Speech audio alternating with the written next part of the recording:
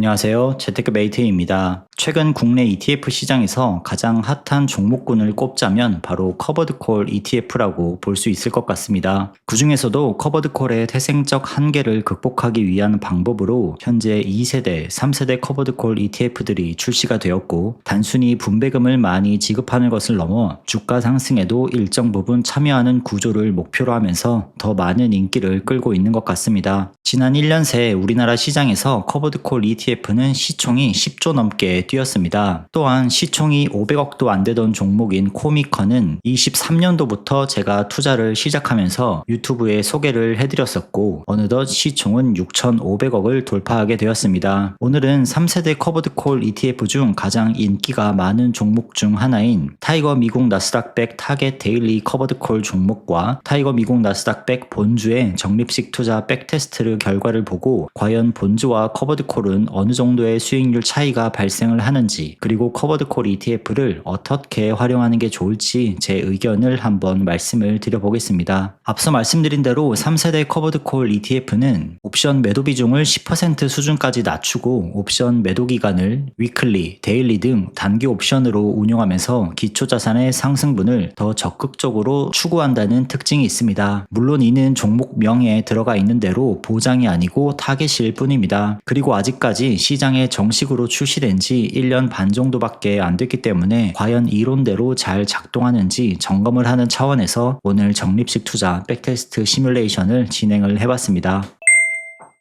먼저 단순히 주가만 비교를 해보겠습니다. 지난 1년 기간 동안 먼저 살펴보면 본주인 타이거 미국 나스닥 100은 지난 4월 관세 충격으로 큰 폭으로 하락을 했지만 다시 반등에 성공하며 1년 기준 29.19%의 수익률을 기록 중입니다. 커버드콜 ETF인 타이거 나스닥 100 타겟 데일리 커버드콜은 마찬가지로 4월에 큰 폭으로 하락한 이후 다시 반등에 성공하며 1년 기준 수익률은 10.46%를 기록했습니다. 단순히 주가만 비교해 했을 경우 본주가 3배에 육박하는 높은 수익률 차이를 보여주고 있습니다. 조금 더 자세하게 살펴보겠습니다. 전저점으로 볼 수 있는 4월 7일 기준으로 살펴보면 본주는 41.55% 상승을 했고, 나스닥 100 타겟 데일리 커버드콜 종목은 32.72% 상승을 하면서 커버드콜 ETF는 하락은 그대로 맞고 상방은 막혀 반등을 못한다는 것을 반박할 수 있는 성과를 보여주었습니다. 그렇다면 나스닥 100 타겟 데일리 종목이 출시한 작년 6월부터 올해 9월까지 16개월간 매월 100만원씩 적립식으로 투자를 했을 때 어떤 성과를 보여주는지 백테스트 결과를 비교해 보겠습니다. 타이거 미국 나스닥 100 본주는 월 100만원씩 투자를 했을 때 누적으로 122주를 매수할 수 있었고 16개월간 받은 배당금은 약 7만원이었습니다. 그리고 배당금은 모두 재투자되었습니다. 이어서 타이거 미국 나스닥 100 타겟 데일리 커버드콜 종목입니다. 나스닥 100 타겟 데일리는 지난 16개월간 매월 100만원씩 적립식으로 투자한 결과 누적으로 1788주를 매수할 수 있었고 받은 배당금은 약 157만원이었으며 이는 모두 재투자에 투입이 되었습니다. 그럼 월 100만원씩 적립식 투자 그리고 배당을 모두 재투자했을 때 수익률을 비교해 보겠습니다. 타이거 미국 나스닥 100 본주는 누적 수익률 17.26%를 기록했고 타이거 나스닥 100 타겟 데일리는 16.32%의 수익률을 기록했습니다. 두 종목의 수익률 차이는 0.94%이며 수익 금액 차이는 약 15만원입니다. 커버드콜 ETF의 태생적 한계로 인해 본주 대비 수익률이 더 낮았지만 생각보다 큰 차이는 아니었습니다. 그럼 배당을 재투자하지 않았을 땐 어떤 결과가 나타나는지 추가로 알아보도록 하겠습니다. 배당을 재투자하지 않을 경우 타이거 미국 나스닥 100 본주는 16.73%의 수익률을 기록했습니다. 나스닥 본주는 배당률이 낮기 때문에 배당을 재투자했을 때와 투자하지 않았을 때 수익률 차이는 크지 않았습니다. 하지만 나스닥 타겟 데일리 커버드콜은 수익률 5.95%로 배당 재투자했을 때와 큰 폭의 수익률 차이를 기록했습니다. 배당을 재투자하지 않았을 때 두 종목의 수익률 차이는 10.78%였으며 금액 기준으로는 약 170만원 차이가 발생을 했습니다. 배당을 모두 재투자했을 때와 투자하지 않았을 때 모든 조건을 정리해봤습니다. 본주인 타이거 미국 나스닥 100은 배당 재투자 투자 여부와 상관없이 모두 좋은 수익률을 기록한 걸 볼 수 있습니다. 하지만 나스닥 타겟 데일리 종목은 배당 재투자와 배당을 재투자하지 않았을 때 큰 폭의 수익률 차이를 보여준 걸 확인할 수 있었습니다. 그렇다면 이 결과를 바탕으로 저희는 어떤 결과를 도출해낼 수 있을까요? 누군가는 이 결과를 바탕으로 역시 본주가 무조건 좋다, 커버드콜 ETF는 투자하면 안 된다라는 결론을 내릴 수도 있을 것입니다. 하지만 저는 이 결과를 바탕으로 조금 다른 결론을 생각을 해봤습니다. 노후 준비를 주식으로 준비하는 사람들에게서 가장 많이 의견이 갈리는 것 중 하나가 시세 차익을 통해, 즉 주식을 매도해서 생활비를 마련하는 자가배당 방식과 배당주에서 나오는 배당금으로 생활비를 마련하는 두 가지 방식에서 늘 갑론을박이 있는 걸 볼 수 있습니다. 저는 이 두 가지 방식 중 단순히 어떤 방식이 더 낫다는 우열을 떠나서 투자자 본인의 성향에 맞는 방식을 찾아가는 게 더 중요하다고 생각을 합니다. 미래에 제가 생활비를 마련한다고 상상을 해보면 저는 주식을 직접 팔면서 생활비를 마련하는 자가배당 방식보다는 내가 신경 쓰지 않아도 따박따박 들어오는 배당금을 인출해서 사용하는 방식이 저에게 더 적합하다고 생각을 합니다. 여기서 커버드콜 ETF는 단순 고배당주와 다르게 사실상 자가배당과 마찬가지로 주가가 오르지 않더라도 연간 15% 수준의 분배금을 꾸준히 지급해 줄 수 있다면 저는 충분하다고 생각을 하고 있습니다. 짧았지만 16개월의 기간 동안 주가가 하락 후 반등하는 모습도 보여주었기 때문에 주가가 10,000원 전후로 계속 유지는 되면서 15% 수준의 분배금을 지속적으로 받을 수 있다면 필요한 생활비만큼의 수량은 충분히 들고 있을 만한 가치가 있다고 생각을 합니다. 하지만 아직까지는 이 종목의 역사가 길지 않기 때문에 조금 더 긴 호흡으로 지속적으로 성과를 추적해 볼 필요는 있다고 생각을 합니다. 마지막으로 위험한 건 특정 종목이 아니라 잘못된 활용법에 있다고 생각을 합니다. 똑같이 S&P 500을 투자하더라도 어떤 사람은 손해를 보고 어떤 사람은 큰 부를 이룰 수 있습니다. 마찬가지로 커버드콜 ETF를 투자하더라도 손해보는 사람이 있고 이익을 보는 사람도 있을 것입니다. 종목에 대한 특징을 잘 이해하고 본인의 성향과 상황에 맞는 비중을 잘 조절해서 들고 간다면 충분히 좋은 종목이 될 수 있을 거라 생각을 합니다. 저는 앞으로도 다양한 커버드콜 ETF들의 성과를 백테스트를 통해 본주와 추적 비교할 예정이며 좋은 내용들은 여러분들과 나눌 수 있도록 하겠습니다. 오늘 영상은 여기까지입니다. 도움이 되셨다면 구독과 좋아요 부탁드립니다. 다음 시간에도 더욱 유익하고 도움되는 영상으로 찾아뵙겠습니다. 시청해주셔서 감사합니다.